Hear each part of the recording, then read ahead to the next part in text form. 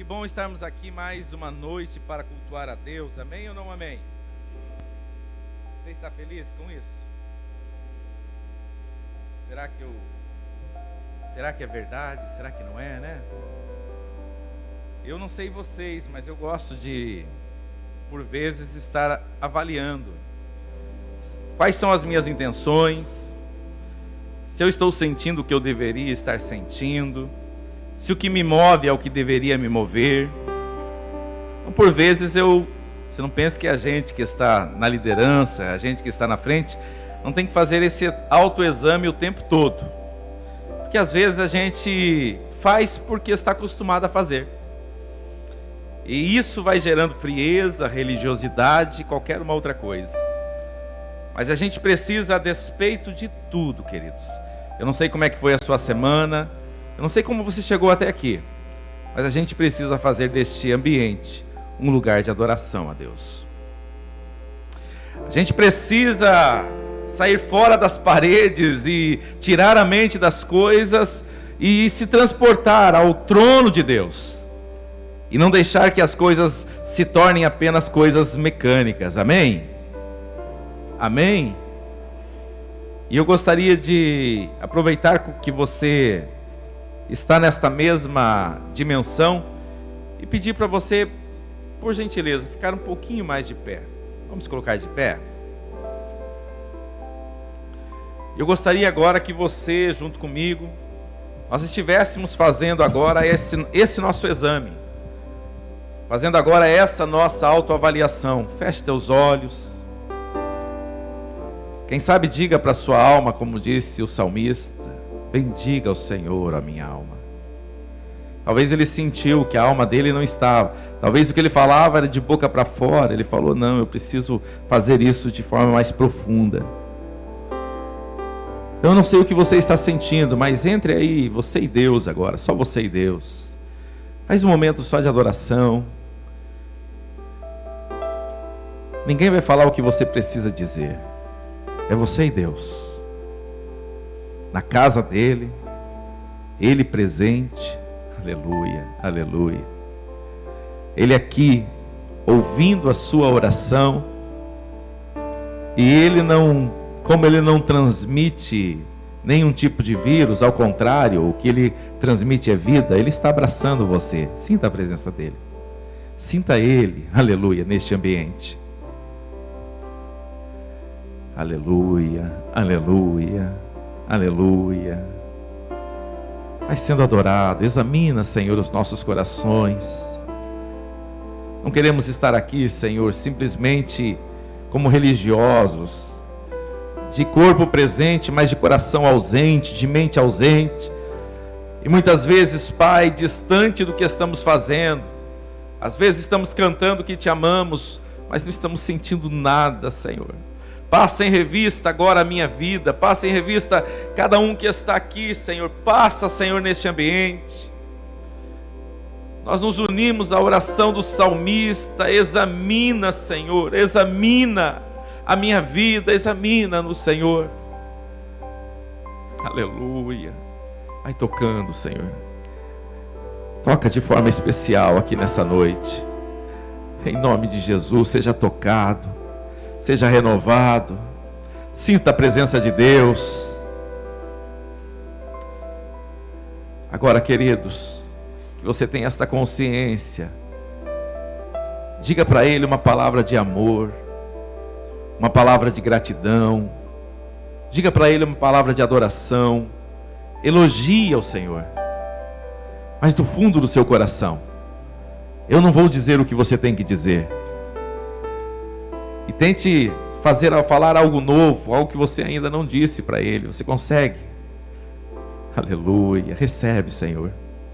Vai recebendo a adoração da tua igreja. Sim, Ele traduz lágrimas.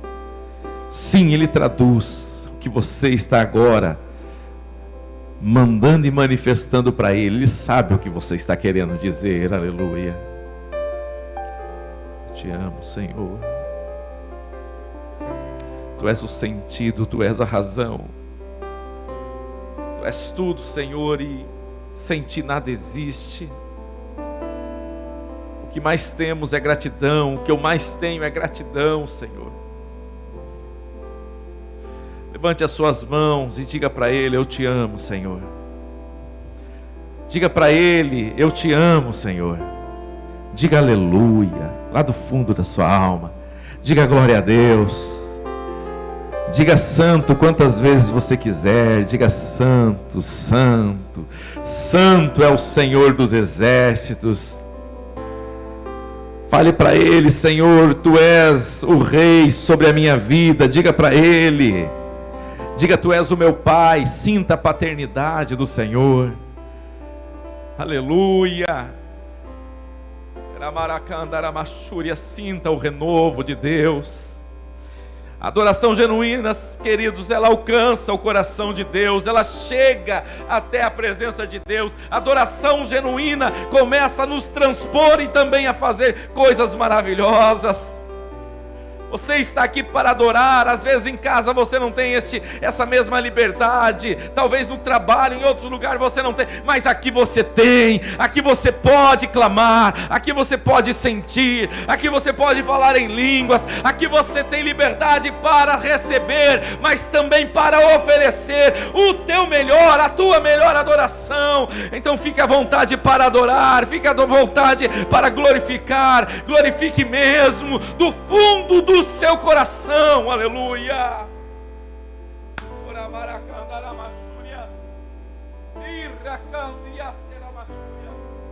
Recebe, Senhor, adoração. Não há outro Deus que mereça ser adorado. Tu és o único Deus que merece ser adorado. Estamos aqui para declarar isso. Tu és o único Senhor absoluto sobre toda a terra, sobre a minha família, sobre a minha vida, sobre o meu coração. Nós não temos outro Deus além de ti, Senhor.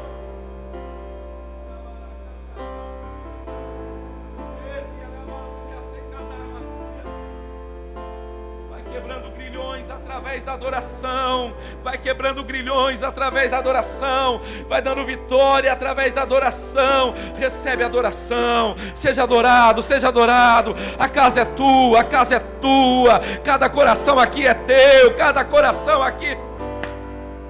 Oh, Espírito de Deus, como é bom sentir a tua presença.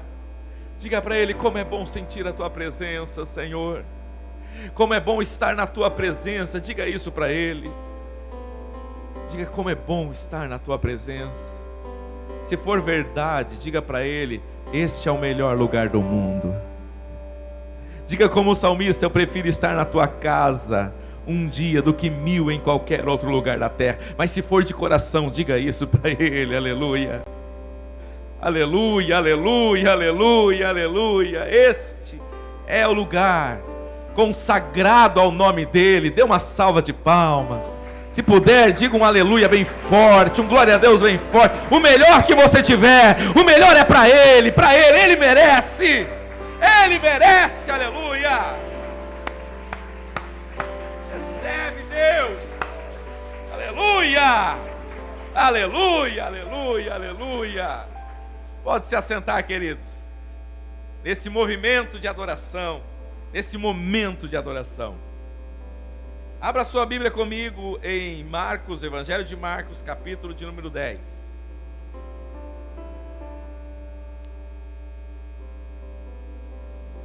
Você sabia que aquilo que nós vemos acaba traduzindo o que nós fazemos?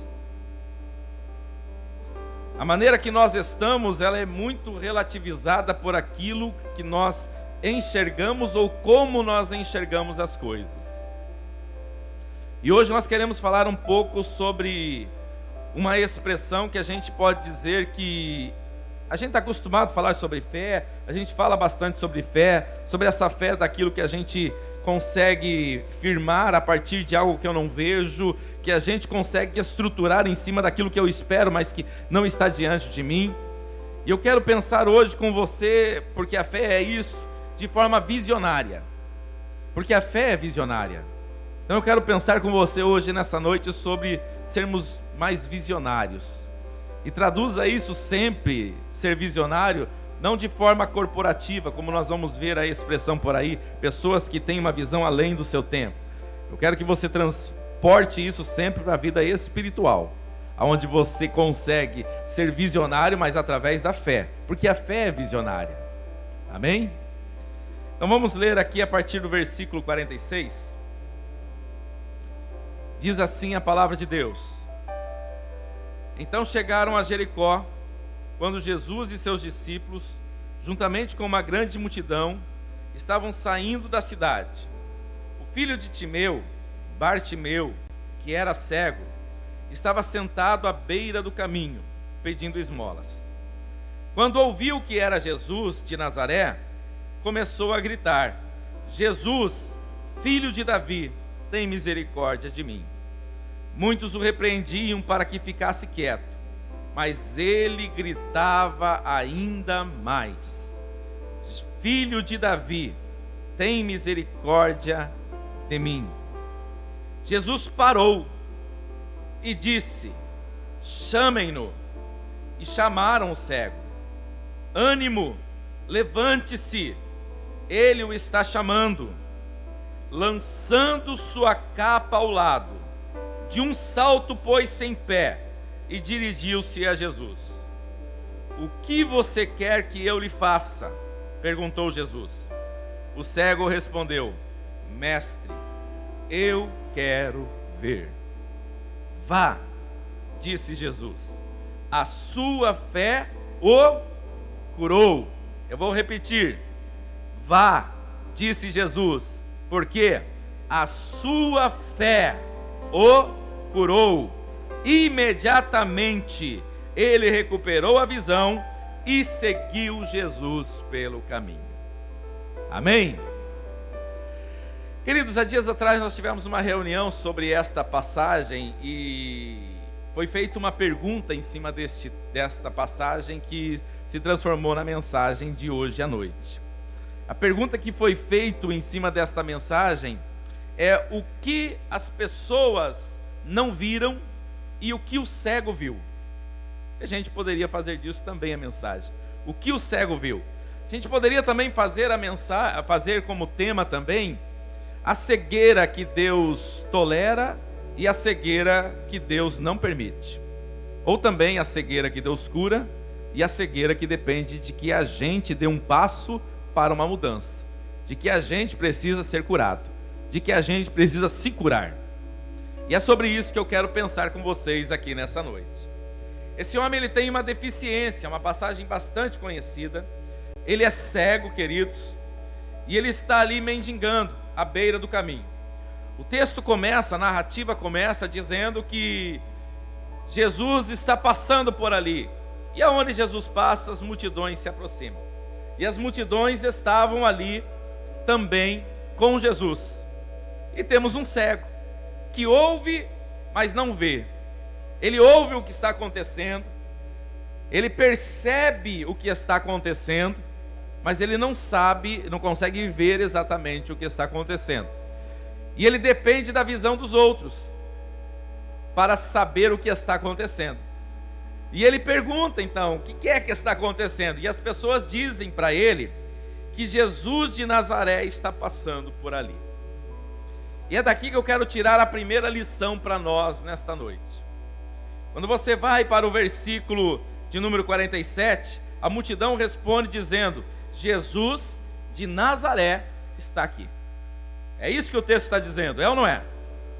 Você lembra lá do Evangelho de João, no capítulo 1, versículo 43 a 45, para vocês terem uma compreensão, o que significa ser Jesus de Nazaré? Quando nós temos ali o encontro de Felipe e esqueci o nome do outro, eu sou bom para nome. Já aparece o nome. Versículo 43, olha lá, quem achar rapidinho, me lembre o nome, se eu não lembrar antes.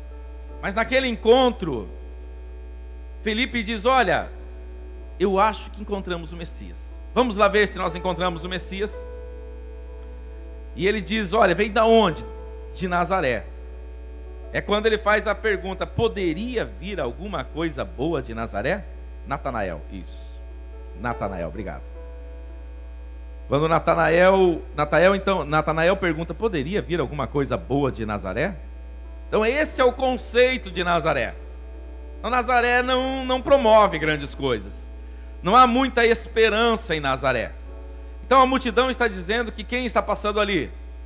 Jesus de Nazaré. Da onde não se vê coisa boa, ou não se vê nada, ou poderia vir alguma coisa boa de Nazaré.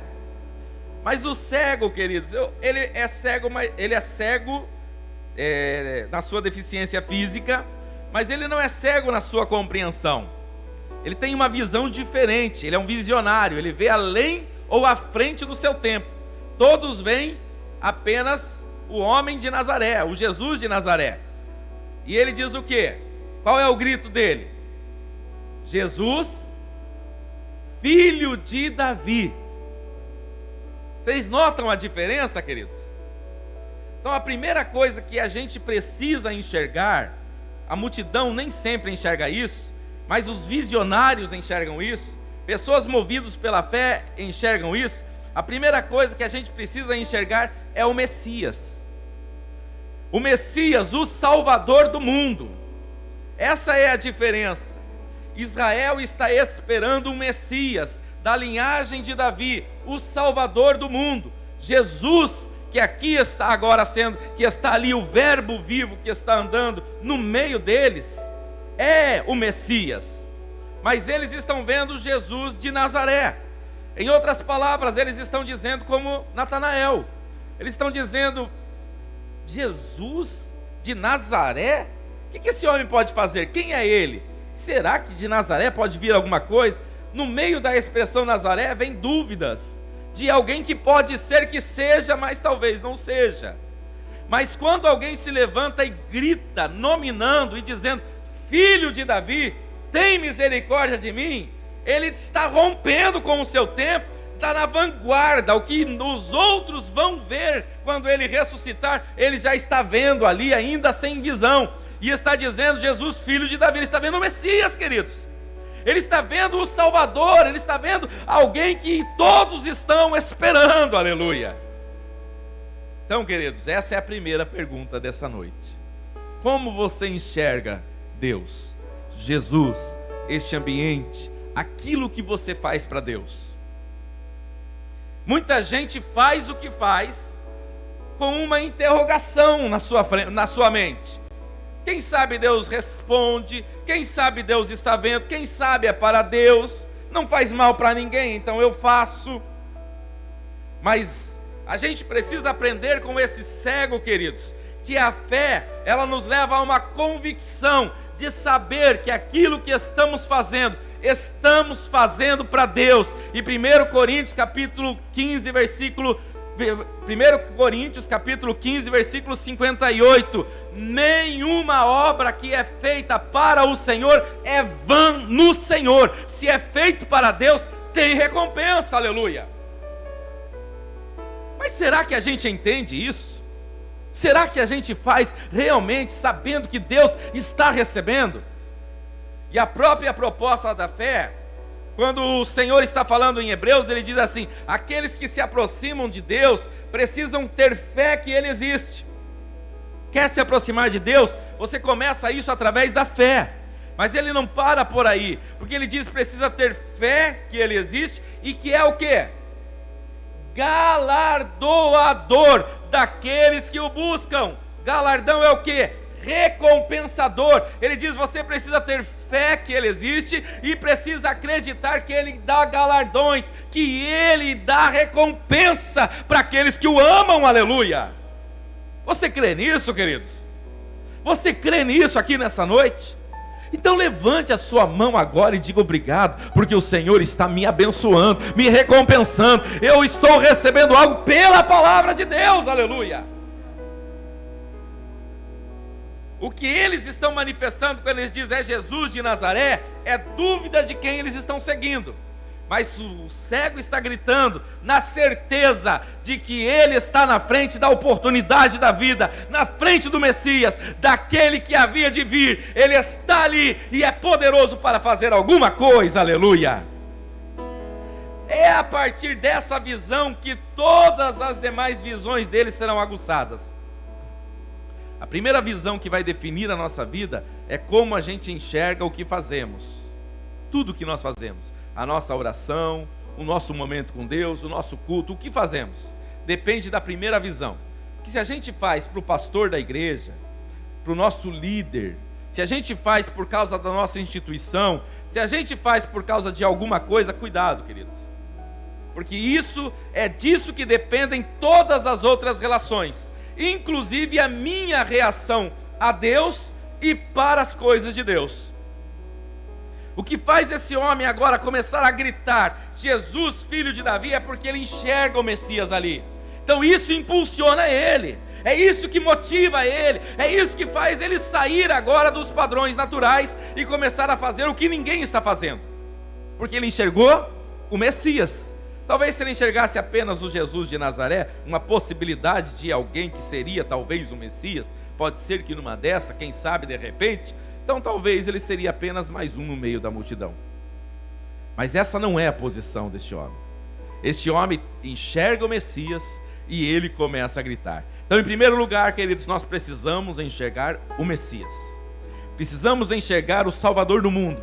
Precisamos enxergar o Filho de Deus.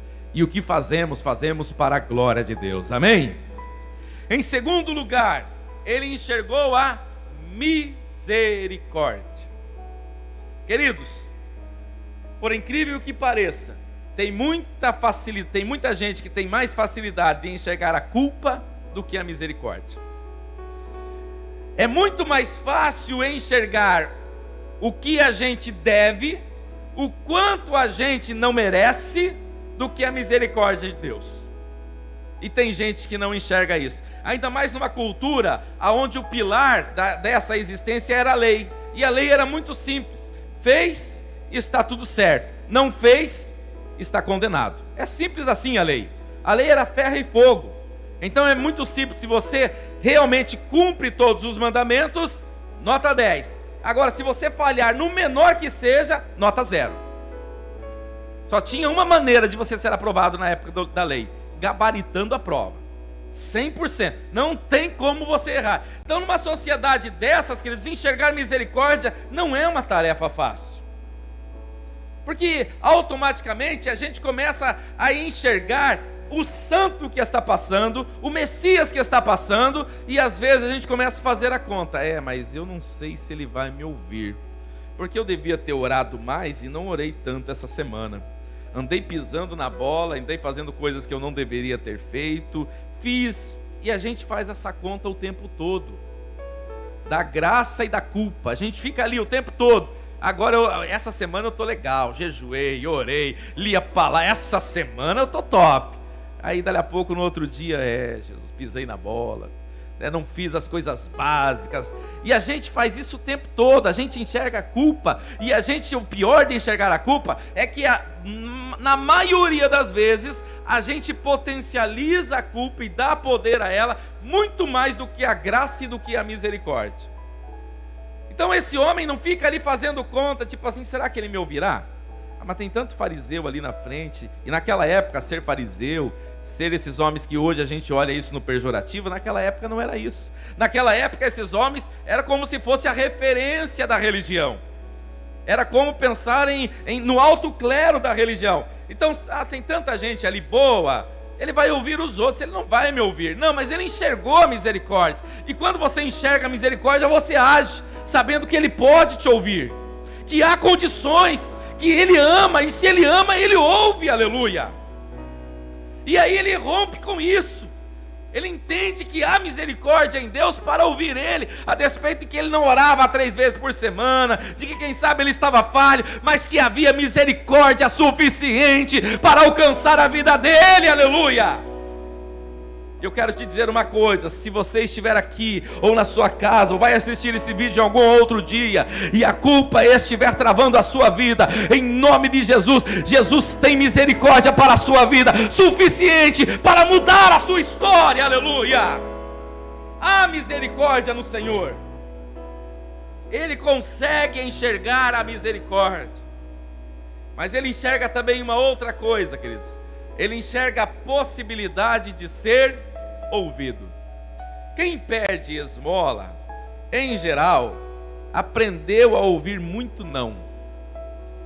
E às vezes não é um não expressado, às vezes é um não em gestos, aonde ele pede a esmola e as pessoas não dão.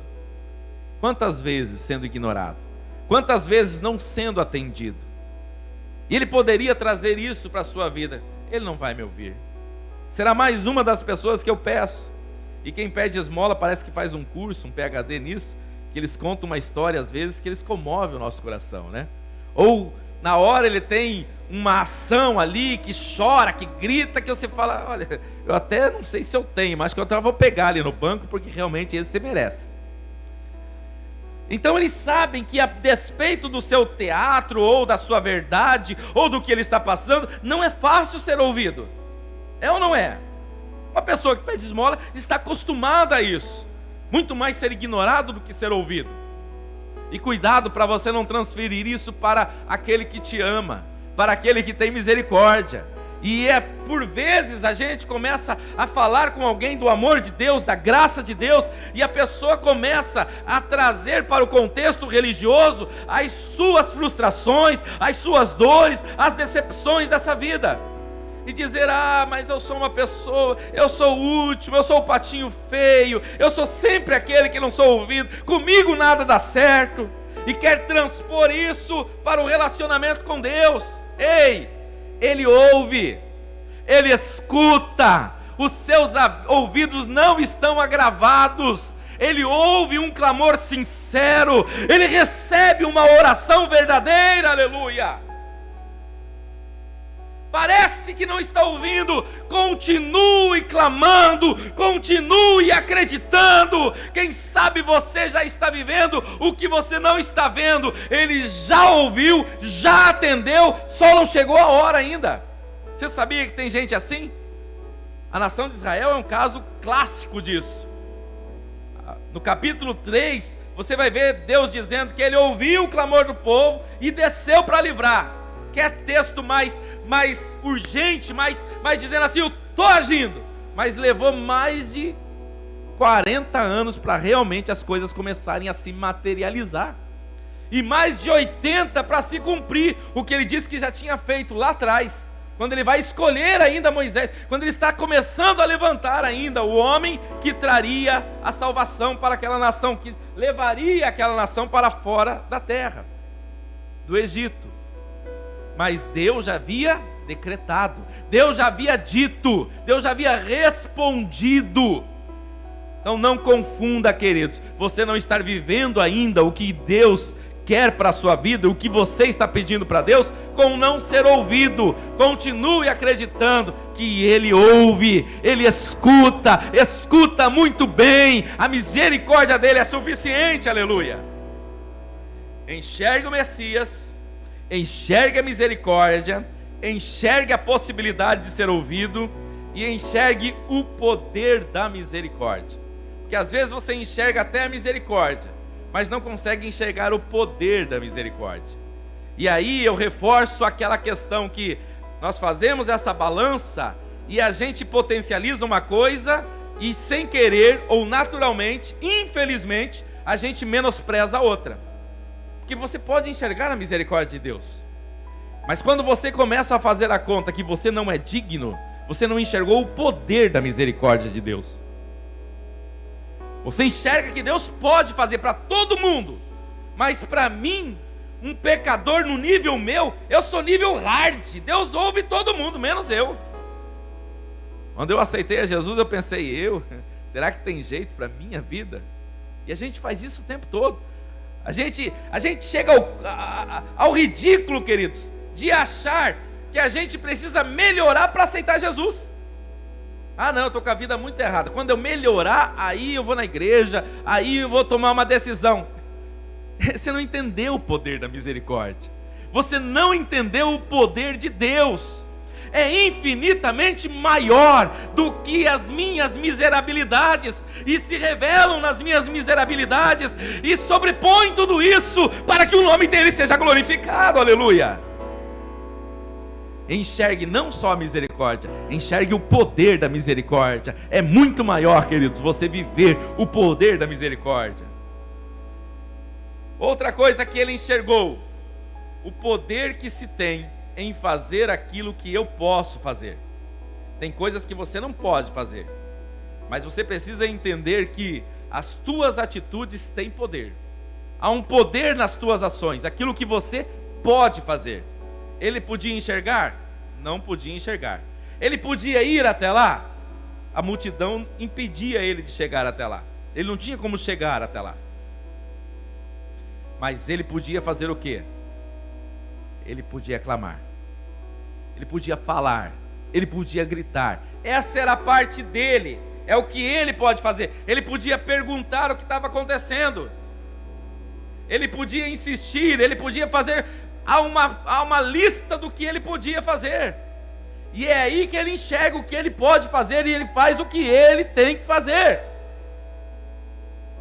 A gente pode orar por você. Deus pode fazer coisas infinitas, mas tem coisas que é você que tem que fazer, querido. E você tem que enxergar que isso é fundamental para o seu milagre. E às vezes está faltando a tua parte. Deus está dizendo, está aqui, ó. Só faça isso. Tem gente que tem que tomar uma posição diante de Deus. Tem gente que só vem para culto para receber vitória. E Deus, olha, Deus é infinito em vitória. Ele pode te dar vitória o tempo todo, mas Ele quer uma posição sua, de você tomar uma decisão, entregar a vida para Ele e viver o propósito que Ele tem na sua vida, aleluia.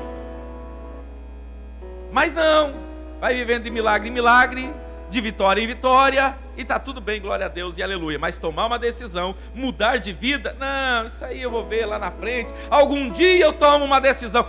Para com isso, faça o que você tem que fazer, e nisso você verá a manifestação da graça e da misericórdia de Deus. Se ele ficasse quieto, estava passando na frente dele o Salvador do mundo, quem podia mudar a história dele. E se ele ficasse quieto? E se ele ficasse se vitimizando, dizendo, queria tanto, né? Lembra daquele outro paralítico no tanque de Betesda? 38 anos. E o Senhor diz para eles o que Ele quer. E Ele diz o quê? Ele diz, olha, eu até gostaria de ser curado. Nem chega a dizer isso. Ele diz, mas quando eu tento ir, vai outro na minha frente. Não tem ninguém que me carrega. Eu não tenho como. Então, nem a parte dele ele conseguia fazer. É isso que ele está dizendo. Ele não enxergava a possibilidade do que ele poderia fazer. E o que ele estava na frente dele é aquele que a partir de um clamor poderia mudar a história dele. E nem para clamar ele teve forças. Às vezes nós estamos perdendo oportunidades porque não tomamos a nossa posição, o que a gente pode fazer. Às vezes Deus está convidando-nos a orar mais e a gente continua protelando, a consagrar mais e a gente continua protelando, a mergulhar mais na palavra e a gente continua protelando, a viver o chamado que temos e a gente continua. E a gente faz o quê? Coloca as desculpas. Não tem quem me leve, não tem quem me carregue, não tem quem me ajude. Sempre que eu tento não dá certo, sempre que eu quero ninguém me vê. E vai se vitimizando, e vitimizando, e vitimizando. Mas a gente precisa enxergar como esse cego. Enxergar como cego. Que tal, hein? Precisamos enxergar como cego. Isso é ser visionário. Ele consegue ver que através do clamor ele pode alcançar o que a visão dele não está alcançando, o que as coisas estão paradas, mas ele entende que ele tem o que ele pode fazer. E ele entra com a parte dele. A outra coisa, queridos, que a gente precisa enxergar é que a persistência ultrapassa a resistência. O texto diz que quando ele começou a clamar, as pessoas começaram a dizer o que para ele? Não incomodes o mestre. Queridos, por muito pouco a gente para. Muito pouco. Às vezes a gente está até animado.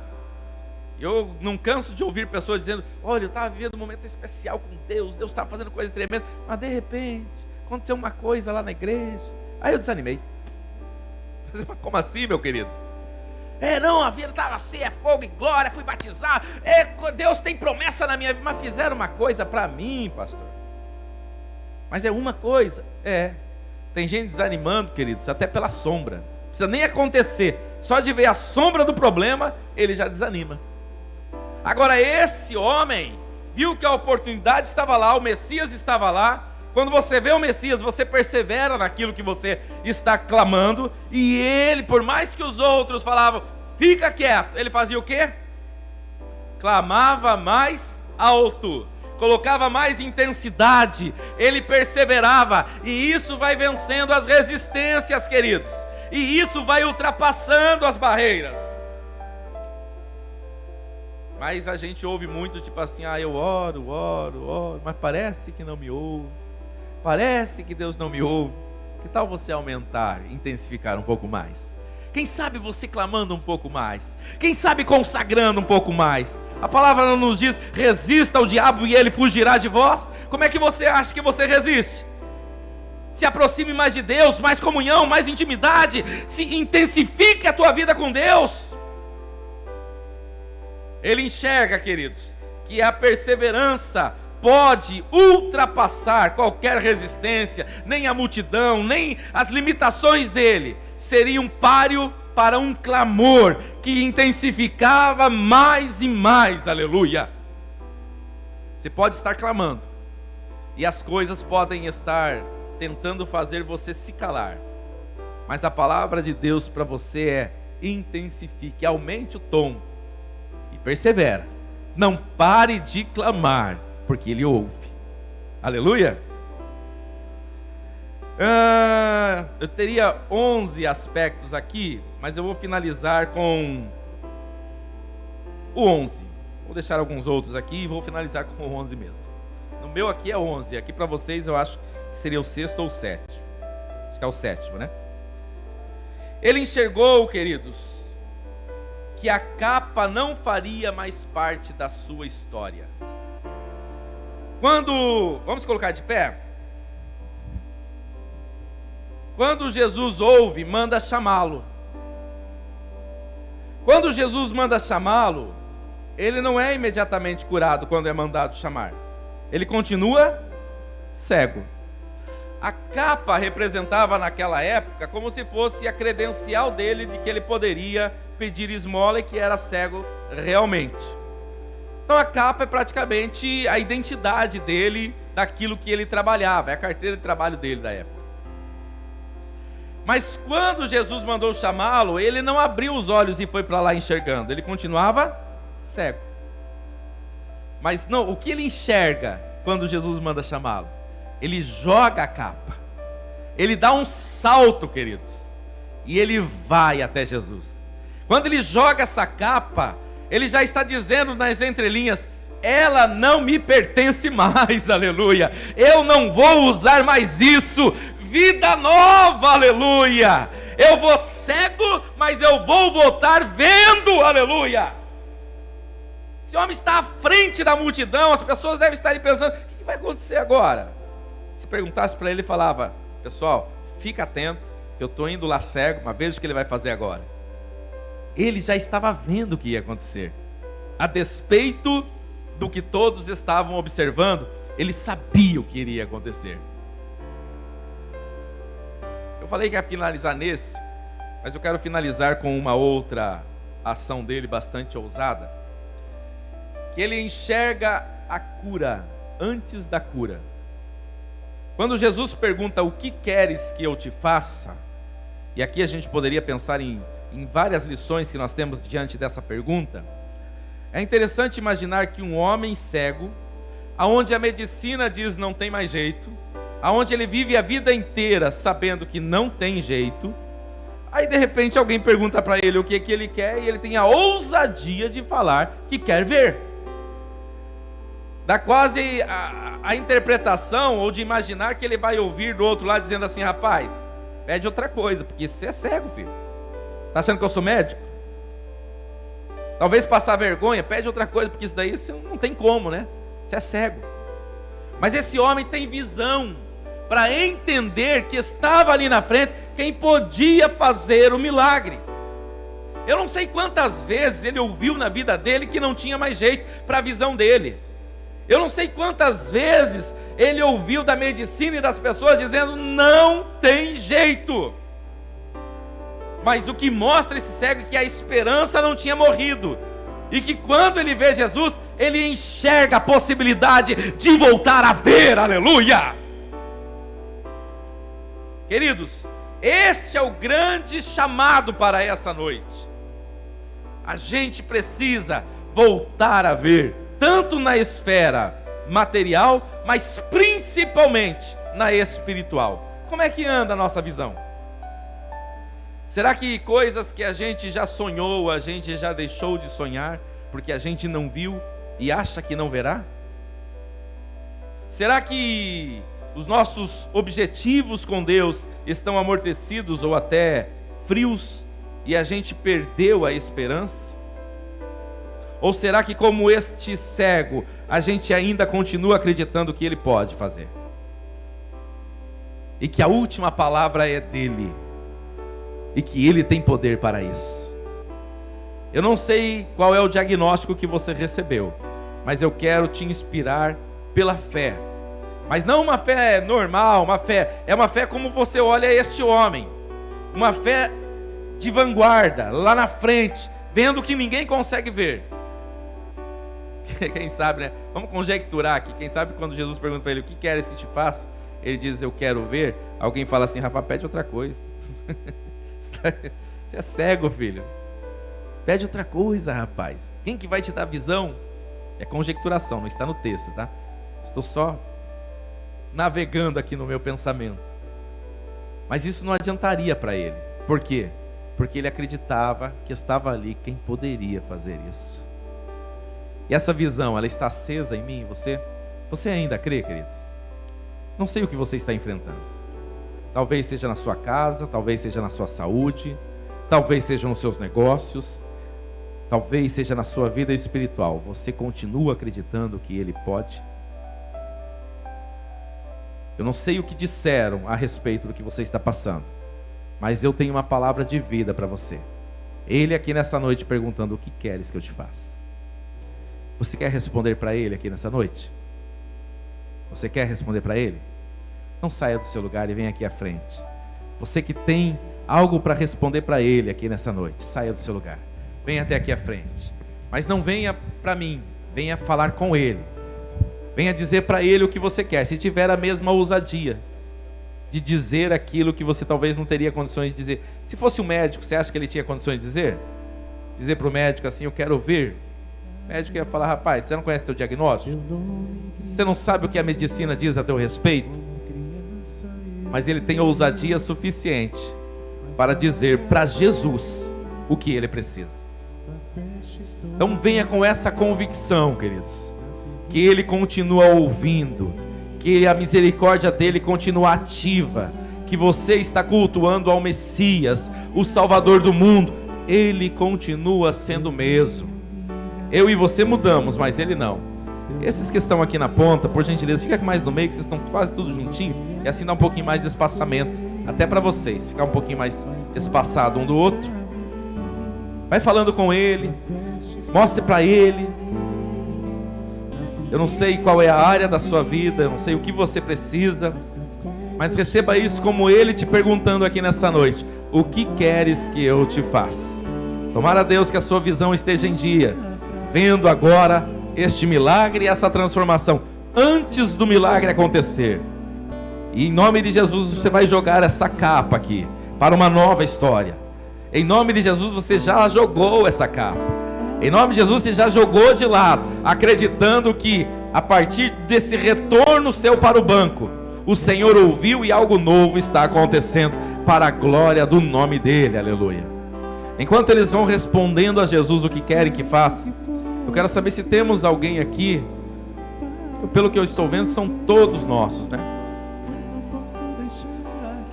Mas, ainda que não seja só para quem está no templo, para você que está também nos assistindo, se tem alguém querendo tomar uma decisão, entregar a vida para Jesus, esse é o momento. Você pode fazer aqui no templo. Se você quer aceitar a Jesus, quer entregar a sua vida para Jesus, saia do seu lugar, venha aqui na frente, quero fazer uma oração especial pela sua vida. Se você estiver nos assistindo, você pode também mandar para nós um WhatsApp com as suas informações, o seu telefone, nós estaremos orando por você, ligando para você, para também fazer essa oração também ao vivo com você. Mas estaremos orando agora, para que a sua vida agora seja do Senhor, e você entregue a sua vida para o Senhor. Vamos orar, queridos? Você que está aí, levante a sua mão aqui para frente, e nós estaremos orando neste momento.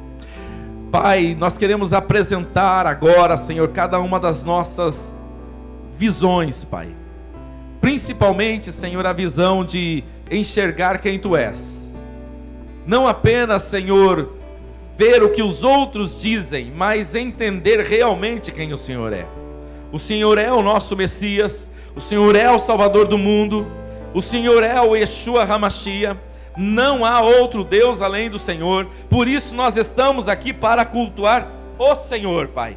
Então, Pai, neste momento nós abrimos o nosso coração, e cada um desses que estão aqui à frente vieram trazendo, Senhor, necessidades, e nós ministramos a Tua palavra, e sobre a Tua palavra, Pai, nós impusemos aqui, Senhor, a cada um o desafio, Senhor, de trazer esta necessidade, de abrir o coração e contar ao Senhor o que eles precisam, Senhor. E nós queremos aqui, Senhor, viver da mesma maneira que vemos esse milagre acontecendo na Tua palavra, Senhor. Aonde o Senhor ouve o que estamos dizendo e responde: seja feito conforme a tua fé. E que esta fé esteja ativa agora aqui neste momento, acontecendo agora aqui neste momento. O céu esteja respondendo aqui agora neste momento. O teu nome seja glorificado aqui neste momento, Pai. Em nome de Jesus nós abençoamos. Em nome de Jesus, Pai, nós agora, Senhor, estamos aqui declarando, profetizando que teus filhos testificarão o que o Senhor operou, o que o Senhor fez, para a honra e para a glória do teu nome, Pai. Assim pedimos e agradecemos, em nome de Jesus. Em nome de Jesus. Dê uma salva de palmas para Jesus. Antes de você ir para o seu lugar, você sabe fazer um gesto de jogar a capa? Você faz assim, ó, puxa do outro lado e joga a capa. Pela fé, faz isso aqui assim, ó, puxa desse lado de cá, joga a capa de lado, vai para o seu banco, crendo que uma nova história você vai viver, em nome de Jesus.